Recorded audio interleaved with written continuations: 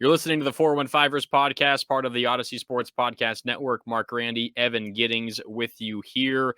We'll transition to preview this matchup against the Washington Commanders coming up in just a second, Evan. And we appreciate everyone tuning in and listening. Give us a like, a rate, a subscribe as well, wherever you get your podcast, including on the Odyssey app.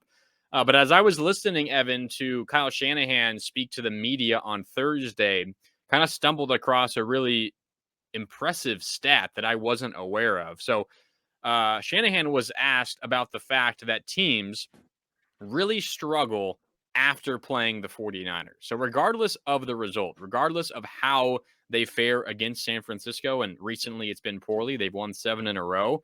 Regardless of how they fare against San Francisco, they struggle the following week. In fact, opponents are 0-12 in the week directly after playing San Francisco.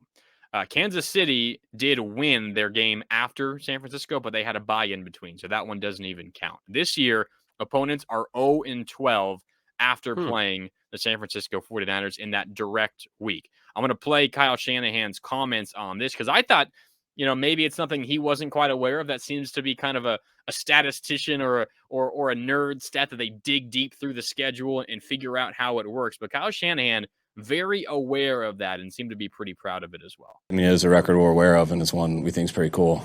I think they're 0-12. I don't think anyone's won. They had a bye week the week after they played us. Yep. I'm talking about the next week that no one's won. They won 2 weeks after, but that wasn't the week after. So it's a pretty cool stat. I mean, could be a coincidence, but we like to think not, so we'll take it that way. So Shanahan not only was aware of it, but he corrected the reporter in real time for having the stat wrong. So it's clearly something that they keep an eye on. They know not only are they tough to play against, Evan, but they ruin a team's momentum. You play the 49ers, you get beat up, you get broken down, and you are going to struggle the following week, which I think is why, everyone says a team's looking at the 49ers as a potential postseason opponent, and they are scared, not only because they might lose to the 49ers, but if they somehow find a way to win, it's going to be hard for them to bounce back in just a week and play another really physical football team. I do think a lot of it has to do with physicality, but I think an equal amount, if not more, is about how the 49ers expose teams. And we saw this. Exhibit A was the Miami Dolphins a couple of weeks ago, where D'Amico Ryans made Tua Tagovailoa's day a nightmare. And we thought, oh, well, that's, just kind of a bad day. Tua, he's a good quarterback. He'll bounce back. Well, the next week against the Chargers, who pretty much employed the same defensive scheme, which is press coverage, take away the middle, do whatever you can to make Tua have to go to a second and third option, and you're going to have a good chance to beat him. And lo and behold, Tagovailoa struggled in that football game. So I also think offensively the Niners do a good job at figuring out how to attack teams. Now, they're well equipped to do it because they have so many different weapons. But when you get an idea of, how the Niners open up things offensively, how they spread teams out sideline to sideline, how they're able to, basically be creative in their offensive play calling, you have a twofold way to attack an opponent, in addition to, of course, them being probably beaten and battered from playing the Niners the week before. So it's not just about how they'll play rough and tumble and wear teams down to the point where I'm sure they're sore, 5 days after playing the 49ers, but it's also a sense of, look, I would bet that among coordinators in this league, the golden tape right now is what the 49ers do week in and week out. Because if you can figure out how to, obviously you don't have the personnel, but if you can figure out how to capture a little bit of that San Francisco magic when it comes to how the defense plays teams, how the offense attacks teams, you're probably going to have a pretty good chance of beating that opponent because it just worked. And so it's not just that the 49ers, beat down teams and bruise them, but they also expose them in a way that I think is hard for a lot of teams to sort of bounce back from in just 1 week. I wish I picked up on this trend earlier because I think I could have made quite a bit of money off of it, Evan. Uh, I might try to tail it now, and then that'll be the end of the streak. Of course, that's how it always works. But I yeah, did think it was funny though. Yeah, Shanahan had that extra week for the Chiefs in his back pocket, like immediately. Like of course. and I don't know, maybe this is something that they've tracked throughout the entire season, or they just kind of noticed it after, I don't know, let's say the second time they played the Rams or something. But you could clearly tell, like, one, he's very proud, and two, yeah, there's no middle ground here. No, we're not letting you sneak the Chiefs by us. God, I go back and forth on this guy. I can't tell if he's being condescending or if he's just whatever one purports him to be, which is, a mastermind or whatever you want to call him. I will say there's a very good chance it moves to 0-13 opponents after playing the 49ers in the following week, because Seattle, they have the Chiefs on Saturday. Not going to be easy for the Seahawks. And this is also kind of a weird one because they do have that mini bye where they played on Thursday and now play on a Saturday. But still, looks like the odds are that number falls to 0-13. But Evan, let's transition to preview this game against the Washington Commanders. They're 7-6-1 coming into Levi's. Niners are 10-4. Christmas Eve game, 105 from Levi's Stadium. We'll do game picks at the end of the episode. Niners right now favored by 6.5 points. The over/under 37.5. Pretty low between these two really good defenses. I think that's the story of this game, Evan. It's the fact that Washington's defense is really good. Not as good as the 49ers, but they're up there with some of the best in the NFL. The combination of Jonathan Allen and Daron Payne, the middle of their defensive line. They're also getting Chase Young back this week. It seems like he should be full to go. He's off the injury report. Ron Rivera says he should be good to play. We'll obviously be watching his snaps. He's coming off of an ACL tear towards the end of last season, so maybe not a full workload for Chase Young. But he's certainly going to play, it seems like, and he's good enough to be a factor, even if he's playing 50% of his normal snaps. That front seven, the defensive line specifically, Evan, is as good as any in the NFL. They're not nearly as good in the linebacking core and defensive backfield with their corners and safeties as some of the other elite defenses. But that front four, their four down linemen, as good as any. Yeah, no doubt. I mean, that's the only place I think you could argue that rivals San Francisco. Maybe without Deebo Samuel, a Terry McLaurin-led wide receiving core is pretty good compared to the 49ers right now, who are led by Brandon Ayuk. So maybe there. But it's interesting, Mark, because on one side, the Washington Commanders have a damn good defense, are getting better, and arguably getting their best defensive player back. So that's going to hopefully elevate them. Maybe not this week because he'll probably be on a limited snap count, but in the future, a team that the Niners might have to play in the postseason. But the Niners are also getting a defensive lineman back as well in Javon Kinlaw, who maybe isn't at the level that Chase Young is, but of course people had hoped he would be when he was taken in the first round a few years ago as Eric Armstead's, replacement, so to speak. DeForest Buckner. So it's a situation where both defenses have a chance to play at a different level because of guys that they're getting back, injured players that are returning. So I'm excited to see, how the 49ers face this front that has controlled the line of scrimmage against virtually every single team that they've played. They don't allow big rushing games, or at least haven't so far this year. But can Brock Purdy be good enough, to dance in the pocket, to escape pressure? Because more than likely there's going to be pressure in his face, and there's going to be pressure from just four guys, which I don't know if that's something that he's necessarily had to deal with yet, being able to on the fly adjust to pressure coming in his face from, not teams that don't have to use a blitz, essentially. Yeah, no, I agree. That's the really important battle in this game.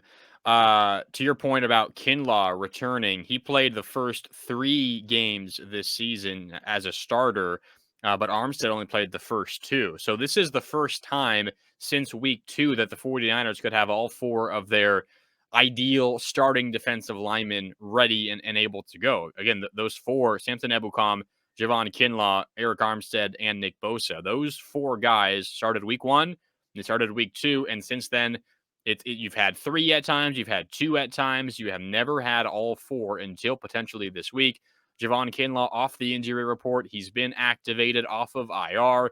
Kyle Shanahan said on Thursday, they expect him to go. Similar story to Chase Young. I wouldn't expect him to play his normal snaps if he had been playing for a month or two, but it is at least another body. And the Niners have had some injuries on the defensive front. Recently, it hasn't been to starters. That's the good news, but they are not as deep at that position, at least at this point in the season, as they have been in years past. So, or pardon me, in weeks past. So that's going to be really important. Javon Kinlaw, along with the other starters on the defensive line. But back to the Commanders really quickly. You look at defensive tackle leaders. Those are the interior parts of your defensive line. The Washington Commanders have the top 2 defensive tackles on the interior of the offensive line in terms of tackles for loss in the entire NFL. Jonathan Allen, 16, Daron Payne, 15. Number 1 and number 2 in the entire NFL, tackles for loss by defensive tackles. You generally have the high sack numbers and the high tackles for loss numbers from your edge rushers, from someone like Nick Bosa, from a linebacker who plays on the outside near the line of scrimmage, like a Micah Parsons, who are the top 2, potential players to win the Defensive Player of the Year. But Washington kind of does it differently. Their pressure and their talent is from the middle part of that line. So it's a gigantic game for Aaron Banks, Jake Brendel, and Spencer Burford. The interior 3 of the 49ers offensive line. Again, you have Williams and McGlinchey on the tackles, but Banks, Brendel, Burford, the killer bees as they're called, this is probably their biggest challenge of the year. You're going to get beat at times because Allen and Payne are as good as any tackle, a defensive tackle in the NFL. You have to worry about Chase Young on the outside, but those 3 guys on the interior of the Niners offensive line, Banks, Brendel, Burford, they will have their hands full. They will get beat a few times. Niner fans, be prepared for that. It's not going to be a perfect day for the 49ers offensive line. That's how good Washington is. But if Banks, Brendel, Burford can have a pretty good game, I think the Niners should be able to control this game pretty easily. If those 3 hold up, they will be fine. If they get beat time and time again, that's what could keep this game close. Yeah, and to your point, I think that affects maybe the most important part of the Niners' game plan when it comes to possessing the football and controlling the clock, and that is how Brock Purdy is going to be on third down. This is a Washington team that is 4th best on third down, getting teams off the field. And that's generally we see something that the 49ers do. I mean, one of the reasons why it's hard to put up points against them, it's hard to sustain drives. And so although Brock Purdy has been explosive, maybe not, throwing the ball deep down the field, but being able to pick up chunk plays either, last week we saw with Kittle, the yak has been obviously a big part of this offense and has continued so with Brock Purdy. But when you got Washington with 2 pretty quality corners on the outside, Kendall Fuller, and then a name that I love, I believe it's Benjamin St. Just, who's a tall cornerback from Quebec. So you got a couple of quality physical DBs on the outside. How much separation can Brandon Ayuk get? Can Along and Juwan get?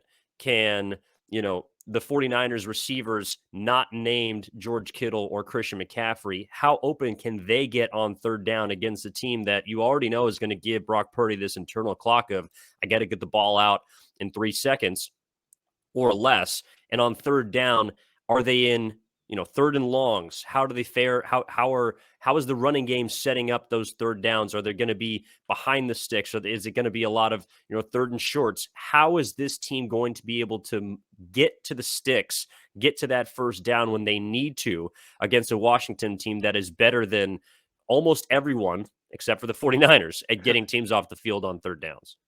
Yeah, and as a result of that on third downs defensively, they lead the NFL in time of possession. They're number 1, over 32, nearly 33 minutes per game time of possession.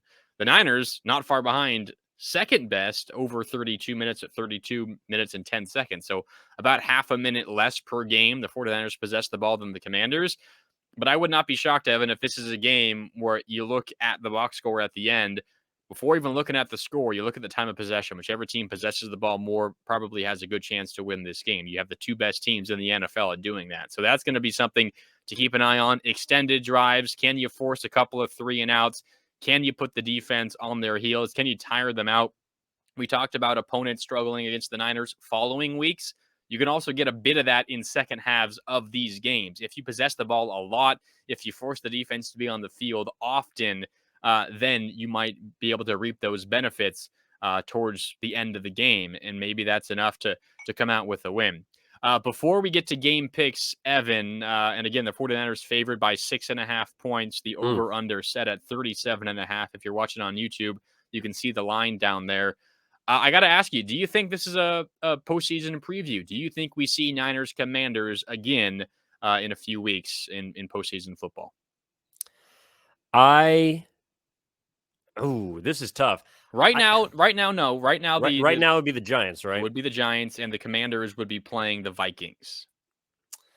I don't think the 49ers are going to get the 2 seed, so I don't think that they face Washington in the first round.